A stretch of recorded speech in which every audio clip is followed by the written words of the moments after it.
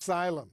Joining us now to discuss what's going on, Congressman John Garamendi. He's a Democrat from California, a senior member of the House Armed Services Committee. Congressman, thanks so much for joining us. As you heard in his remarks, President Biden just outlined some of the key U.S. priorities in Syria right now, including protecting U.S. troops there. I think there are about 900 U.S. troops still based in Syria, and preventing any resurgence of ISIS. How does the U.S. accomplish that?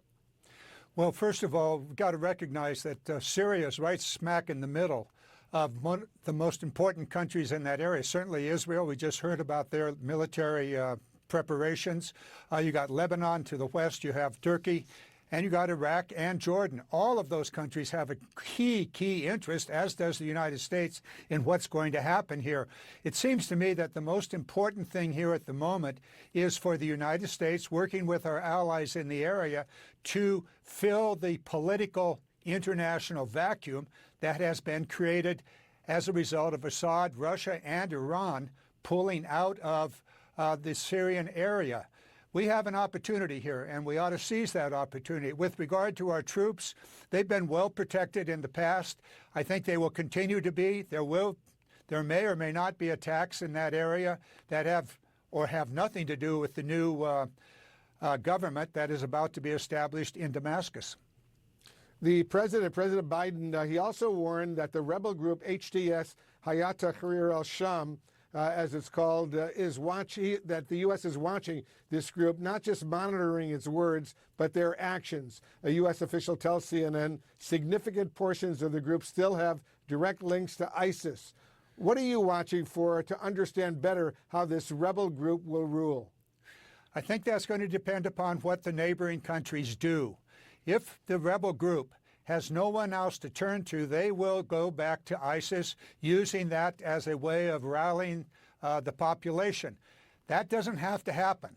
If the United States, together with Jordan and Turkey specifically, reach out to the new government that is about to be established in Damascus and begins to work with that government regardless of their past. Keep in mind it was 2016 that this organization broke with al-Qaeda. So it's been, 8 years since they were part of al-Qaeda, and that was a very troubled time in 2016, and a lot of groups were engaged, called themselves ISIS or al-Qaeda. But right now we have an opportunity. We have an opportunity to work with what will be a new government. But if they're isolated, and if they are forced into a corner, they will turn to the Islamic rhetoric of ISIS and al-Qaeda. Doesn't have to happen, but it could.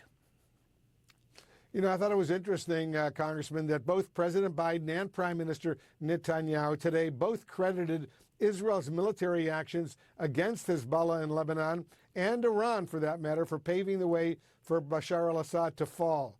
How do you see these extraordinary events reshaping, potentially, the balance of power in the Middle East? You used the correct word, reshaping.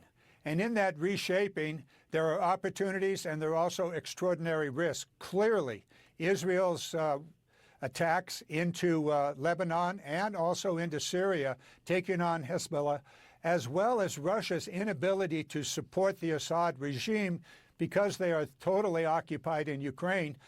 Those are factors that have clearly led to the rebel group being able to move quickly and successfully and to establish themselves in Damascus.